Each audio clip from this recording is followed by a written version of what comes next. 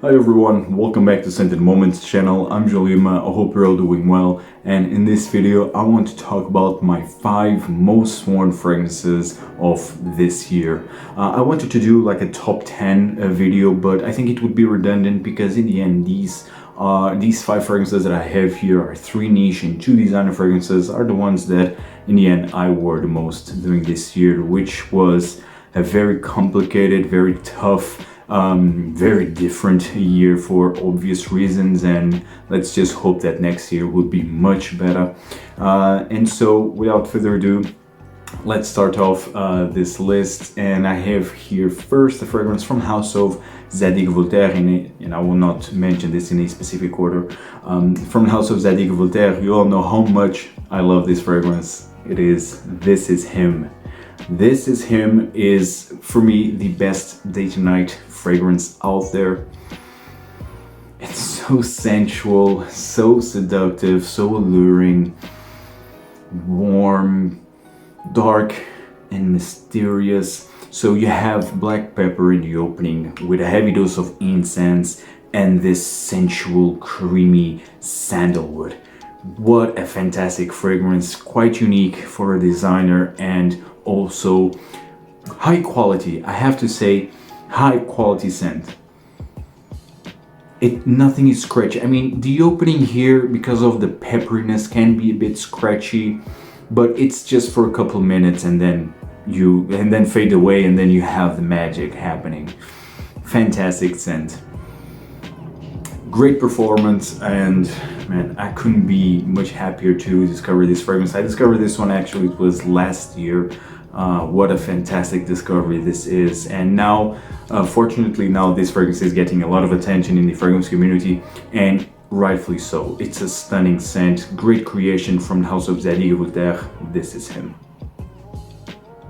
The next fragrance that I have here, that I wore actually a lot, from House of Profumum Roma, and here I was, it would be a tie, but in the end, I think this one, I wore this one the most, maybe by a day or two, but it is Orangea. So it was a battle between this one or Acqua di Sale, but this one I wore a bit more. And actually this one was a discovery of this year, and it's fantastic. I don't like to powdery floral fragrances, like I don't like neroli or even orange flower, but here this is all about neroli and orange flower. But here it's done so well. It's not too sharp. It doesn't have that baby powder effect that I really can't stand. This one, it's so soft, so smooth, green, floral, soapy, realistic. It literally smells like you are smelling orange flowers right away. Fantastic. I mean, seriously, again, Profumum Roma strikes again.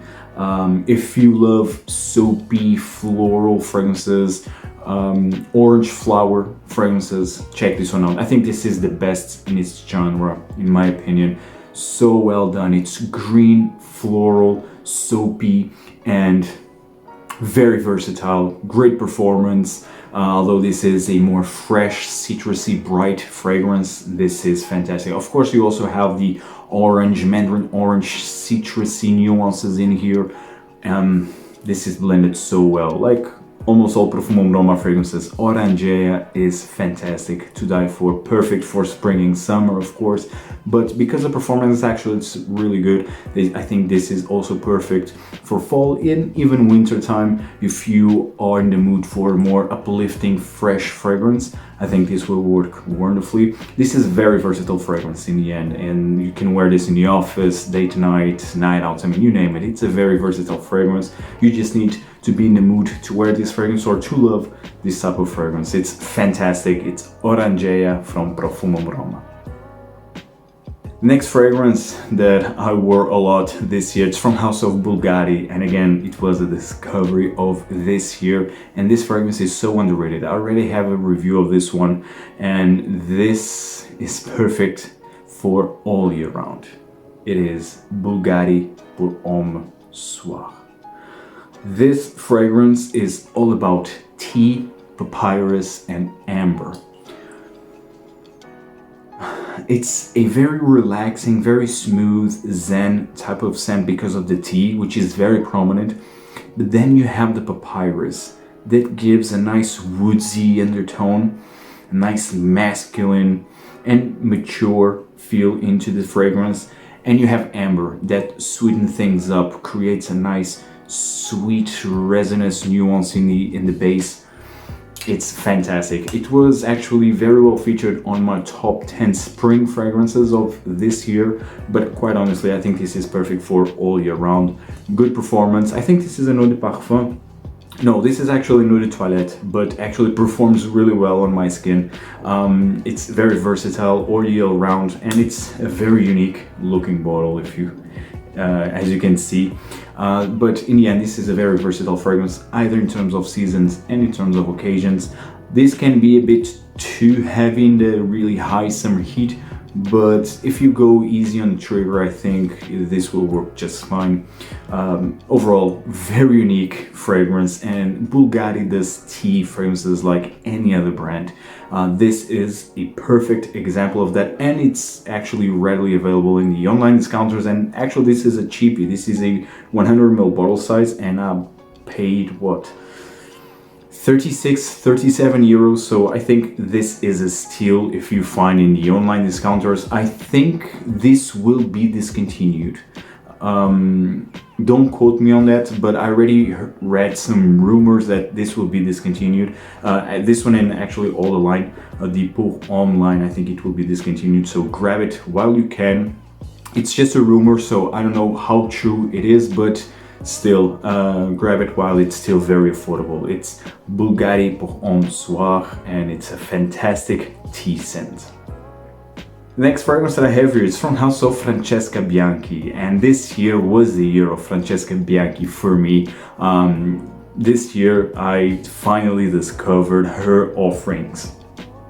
Amazing. I love her creations, are really right on my alley. Her fragrances are all very intense, bold, carnal, sexy, sensual, animalic, man, fantastic, just the way I love.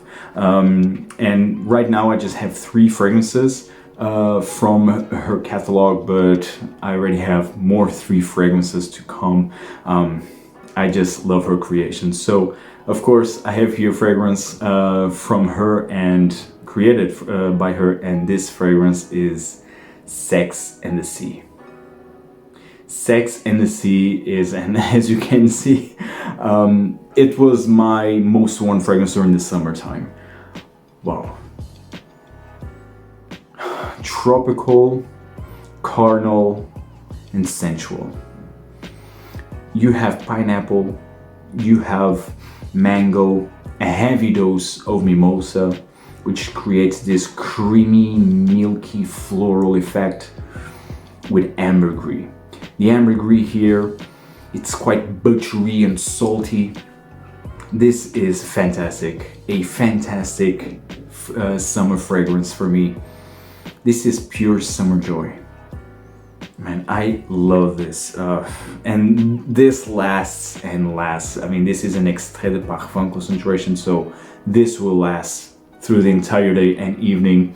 Actually, good feedback. I mean, not that it's a compliment magnet, let's say, but I always received good feedback, or almost always. So in the end, I think it's a stunning fragrance, even if you don't receive compliments, which is just a cherry on top. What really matters is the scent inside, and this is pure magic for the summertime. I love this. It's carnal, it's sensual, it's warm, but it's still quite energetic, and it's still enveloping. I mean, it's everything. It's perfect for a summer fragrance. And of course, I mean, because it performs well, because it has still quite heavy notes, and it's highly concentrated, of course you can wear this during the colder weather. It has a performance, and it has even the scent character for that. But I just see myself wearing this fragrance during the summer. It's, I don't know, it's simply magical. It's Sex in the Sea from Francesca Bianchi. And last but not least, the other fragrance that I wore a lot during this year, and actually I can say that this was my signature scent during March and April, during the lockdown period here in Portugal, and it is from Marc-Antoine Barrois, Ganymede. I already did a review of this one, and this is one of my favorite discoveries of this year. Ganymede is so unique and one of the best signature fragrances out there. If you're searching for a nice, unique signature fragrance, this is the one for you. So here you have osmanthus, and osmanthus creates a peachy, sweet, fruity floral effect. And you have a lot of mineral, of course. It's quite mineral, ozonic, salty, and you have this saffron and violet combination that creates a leathery effect. This fragrance is fantastic, very unique, and it has an aquatic undertone in here. But this fragrance is unique because of that. And it's versatile because of that. It's sweet. It has a sweetness and a floral nuance with the osmanthus, and it has the likability and the versatility created by the mineral, salty, aquatic nuances, and it has the rugged masculine side with this leather impression created by saffron and violet. Stunning creation right here. Great performance also. And it was actually one of my most complimented fragrances of this year. Not that I received a lot of compliments overall for obvious reasons, but I still, concerning the circumstances, I still receive a couple of nice compliments with this one. It's a stunning fragrance. I think it leans into the masculine side of things, although it's unisex. But again, if you're a woman and if you love this type of notes, this type of fragrances, I think this is a must try at least. Ganymede is fantastic. It's the best from Marc-Antoine Barrois, although he just have two offerings, at least so far, B6A3, if I'm not mistaken, and this one. I prefer this one, although the previous, which was actually the first fragrance created by Marc-Antoine Barrois, it's also quite solid. But Ganymede is another fantastic scent right here.